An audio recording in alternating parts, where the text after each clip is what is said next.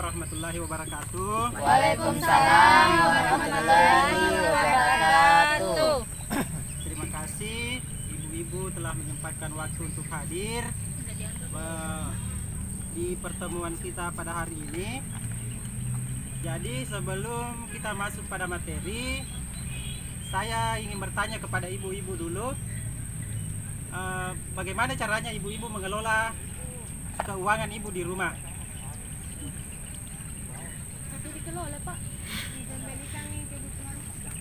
Kalau saya biasa kalau gajian ya biasa langsung beli beras kalau ada uangnya bapaknya. Ya kan kalau atau bapaknya kan pendapatan hariannya atau dapat lagi per bulan per 3 bulan uang PKH, bisa langsung beli beras, beli kebutuhan sabun, langsung kayak belanja kebutuhan pokoknya. Jadi terima kasih ibu telah memberikan tanggapannya. Untuk hari ini materi yang akan kita bahas yaitu pengelolaan keuangan keluarga.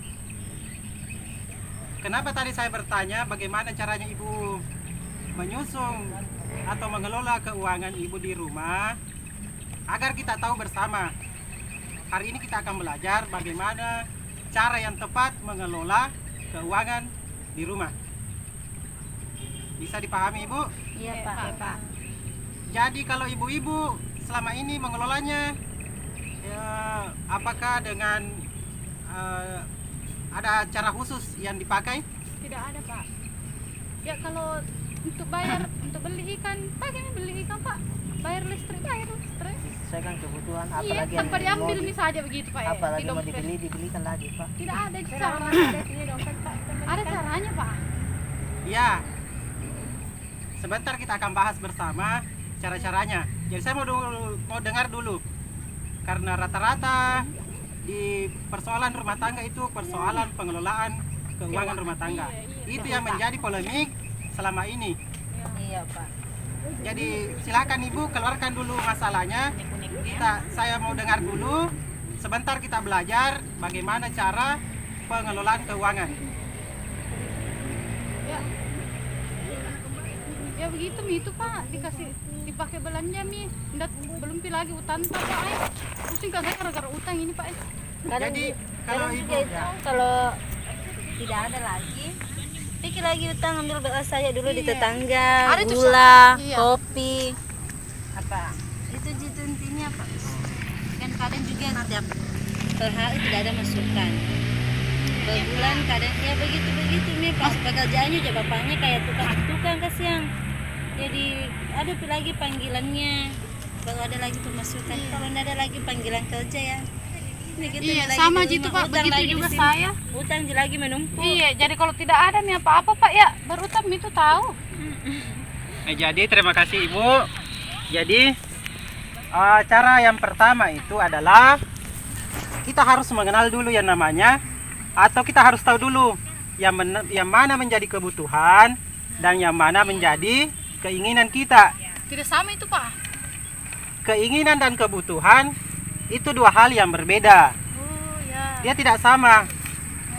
Apa yang bedakan itu Pak? Iya Pak. Ya. Biasanya kalau di anu ya dibutuhkan semua gitu. Apa dibutuhkan semua sih maksudnya?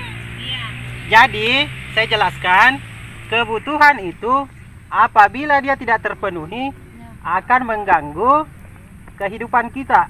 Oh deh. Contohnya bagaimana itu Pak? Contohnya misalnya begini, kayak beras. Kalau kita tidak penuhi, maka apa yang akan terjadi? Kelaparan. Kita akan menjadi kelaparan. Iya. Terus yang kemudian keinginan. Keinginan itu apabila dia tidak terpenuhi, tidak ada pengaruhnya sama kita sama sekali. Contohnya Pak, kayak Contohnya. beli baju Pak di Contohnya misalnya, Iya, kalau ibu yang di keinginan. belakang punya keinginan untuk beli tas baru, sepatu baru. Iya Pak. Misalnya kalau ibu tidak penuhi itu, apakah terganggu kehidupan tak ibu? Tidak Pak, cuma penampilannya. ya. Mau tahu kita baju Beda. apa? Kita tahu mau Tapi beda Pak. bagaimana itu Pak? Biasanya kalau anak tak usah kasih sepatunya, namanya kita hidup di desa pak. Biasa anak kalau selesai pulang sekolah cepat sekali usah sepatunya, nah mau lagi beli baru pak. Iya. Bagaimana itu? Iya. Nah ada uang. Jadi di sinilah letaknya. Kita harus membedakan dulu kebutuhan dengan keinginan.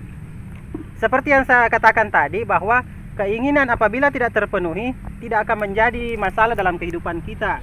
Jadi penuhi dulu apa yang menjadi kebutuhan kita. Terus selama ini kalau misalnya ibu sudah dapat uang, misalnya suaminya sudah gajian kah atau apa, apakah digunakan misalnya disimpan, tidak ada perencanaan yang baik untuk dibelanjakan?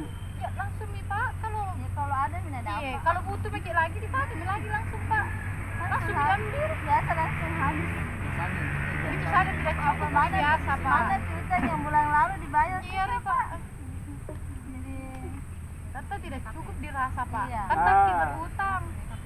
Jadi persoalan kecukupan itu tadi yang saya harus tekankan kepada ibu. Kita harus bedakan dulu kebutuhan dan keinginan. Pak Dek ya. Penuhi dulu kebutuhan kita.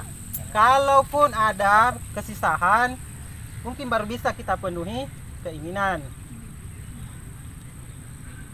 Jadi misalnya begini Bu, saya kasih tips. Kalau ibu dan bapak sudah ada uang, jadi jangan langsung dibelanjakan dulu. Kita lebih bagus kita punya perencanaan untuk belanja. Bagaimana itu caranya Bagaimana pak? perencanaannya Pak? Bagaimana Pak itu? Perencanaannya itu kita buat daftar. Kita buat daftar. Yang mana daftar kebutuhan dan mana yang menjadi daftar keinginan. Jadi ditulis semua itu pak. Ya harus. Itu yang lebih baik. dia belanja dapur Pak. Ya. Kebutuhannya harus didaftarkan semua. Yang mana menjadi daftar kebutuhan, mana daftar keinginan. Jadi kalau terpenuhi kebutuhan tak bisa beli-beli dulu yang lain-lain dulu. Kalau Pak. ada sisa uang, Ya. kalau tidak ada jangki. Alhamdulillah kalau ada sisanya Iya. uang kita. Jangki berutang untuk beli keinginan. Di Pak Dek, cocok itu Pak Dek. Betul Bu. Terima kasih Ibu. Jadi saya mau ingatkan kembali sama Ibu. Apakah yang saya sampaikan tadi bisa dipahami Ibu? Iya, Bisa diterapkan? Jadi tadi. Jadi coba-coba mau bikin dulu itu yang Ki bilang Pak Dek. Kalau aku kasih dia pakai nanti bulan depan dia. Iya Bu. Silahkan kita terapkan sama-sama. Bulan depan pertemuan kembali. Masing-masing Ibu bawa catatannya. Iya. Kita lihat sama-sama. Iya. Siap Ibu? Siap. Jadi pertemuan kita hari ini saya akhiri dengan ucapan Assalamualaikum warahmatullahi wabarakatuh. Waalaikumsalam warahmatullahi wabarakatuh.